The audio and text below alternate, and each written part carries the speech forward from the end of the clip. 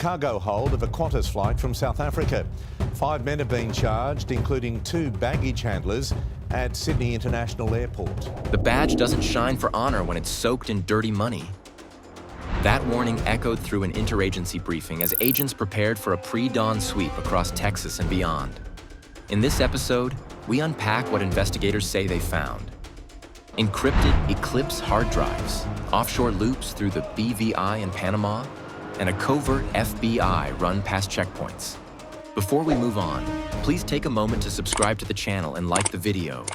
You'll see how those clues converged on a San Antonio power center, ending with the arrest of a sheriff in uniform, under indictment and presumed innocent. The question isn't just who got caught, it's how deep the network went. Why would a bland line item called training funds end with a sheriff in cuffs? Because it wasn't a training budget at all. It was a disguise. March 2025, an ICE analyst spots the same tag popping up across mid-tier Texas vendors that never hosted a seminar, never printed a syllabus, never filed a single training roster. The transfers move with rhythm, like payroll, but the timestamps ride alongside sudden cash spikes and fast wires that leap to the British Virgin Islands, skim the Cayman Islands, touch Panama, then drift back into Texas as if they were boring vendor bills. The ledger reads clean. The choreography doesn't. The first layer looks harmless. 12 LLCs born over staggered quarters. Each one tidy, each one with a narrow purpose statement. None host staff photos. 5 casinos tucked inside industrial spaces that close at dawn and open after lunch. The books show event security, equipment rentals, and logistics services. The deposits tell a different story. Round trips clearing inside 72 hours. Invoice text copy-pasted so precisely a comma lands in the exact wrong spot on every bill, and microfees that only appear when correspondent banks and secrecy hubs pass the baton. The money comes home wearing a different shirt, but the same cologne. The method tracks with trade-based laundering and mirrored transfers that mimic commerce without moving a crate. One side issues an invoice for gear that never exists. The other side pays, then offsets with a mirror credit offshore. Move enough of those reflections, and you wash a river. FATF case typologies read like a script for this. Repetitive descriptions, round-trip timing, and payments that piggyback on genuine clearing rails to hide in the crowd. An ICE auditor makes a verification call that goes nowhere, so they drive out. The address is a unit with tinted glass, deadbolt engaged at noon on a weekday. Behind the door, the muffled chirp of slots and the drum of canned casino music. No receptionist, no training calendar taped to the wall. They mark the file and loop in a supervisor. The next morning, the subpoenas go out. DEA and FBI compliance pulls turned bank statements into forests. Payment trees bloom with the same director names and the same registered agent photocopied across entities, all hugging a single mailbox block that rents boxes by the month.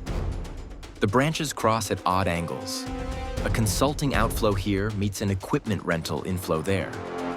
When the first tree view doesn't look natural, analysts zoom out to the canopy and find the same hand planting every seed. Meanwhile, the offshore loopbacks compress. 48 hours out, 24 in transit, then another day and the money is back under a fresh invoice number. That speed is a tell. So is the way every vendor confirms with the same 2-sentence email, swapping only the file name and date. The risk team tags the pattern and logs the anomalies.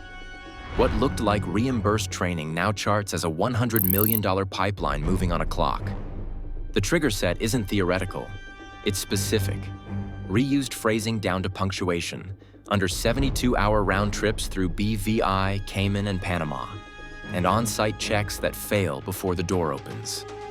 Those flags clear the internal thresholds for a joint financial tasking. The focus tightens on Bexar County. The subpoenas expand, and servers that once felt safe begin to hum louder in empty rooms. Back at the lab, a name surfaces again and again across ledgers and mail drops. Eclipse. The same label appears on a stack of encrypted drives seized under warrant from 2 equipment suppliers, that never list a brand in a casino office that doesn't advertise a floor. Analysts crack the inventory manifest and see time-stamped notations tied to payments and shift codes. The drives carry time-delayed locks and notes that hint at remote key rotation. Quantico gets the call, and a clock starts. Because if those keys roll without a capture, the path that turned training funds into clean cash closes like a vault door. Quantico gets the drives, but the clock starts before anyone sits down. The labels say, Project Eclipse, and the handlers read the notes. Time-delayed encryption, self-wipe if logins fail. The urgency isn't about pride, it's about losing the map. If the keys rotate before capture, the trail that ties vendors, rosters, and payments to real-world movements goes dark. The team sets a 72-hour window because the risk isn't theoretical. The drives might be listening to an outside beat. The suspicion lands on a casino server used as a heartbeat. If it stops pinging, or if the wrong username rides the network, the containers may shred themselves. So the lab builds a quiet cage. They isolate the media, then mock the expected traffic so the system thinks nothing has changed. Live imaging starts first. They grab a full bit-for-bit copy while the hardware is still warm, then run memory capture to skim the volatile keys sitting in RAM. Cold boot attempts follow to freeze whatever remains in place. Every action gets logged, photographed, and sealed in a chain of custody envelope because the evidence is only as strong as the paper that tracks it. Encryption can hide more than files. It can break the timeline. Hardware security modules lock secrets behind circuits that don't care about subpoenas. Encrypted containers nest like dolls, each with its own clock and mount rules. That makes it hard to prove when a note was written or a ledger changed hands. To keep the puzzle solvable, the team simulates the live network the drives expect, spoofing the casino's beacons and letting the key schedule drift into a stable window. The goal is simple. Hold the keys long enough to read, index, and preserve. While the lab works, field teams need to test a theory. If insiders waved loads through, a controlled run should surface the pattern. A covert FBI operative takes a test convoy along routes known to move product. They carry nothing illegal, just the same vehicle profile, the same departure times, and the same calm silence. The pass runs through regional checkpoints and county coverage zones. At each segment, the watch floor notes the signals. Radio traffic spikes, then cuts. Cameras go dark on schedule under maintenance. Roadside units report no anomalies. Back in the task room, the timing lines up too neatly. Camera downtime tracks the convoy down to the minute. Radio logs show a varnish of routine chatter that vanishes when the vehicles enter the grid. Maintenance tickets open and close around those windows. None of it screams sabotage alone. Together, it spells a pattern that has a human hand. The first decrypted batch from Eclipse pushes the pattern into focus. An index of entries tagged clear the road pairs with patrol call signs assigned to the Bexar County Narcotics Division. Internal messages reference Eclipse lanes, and they match the checkpoint gaps seen during the test run. Another folder holds routing notes with cross streets and durations that overlay the convoy path.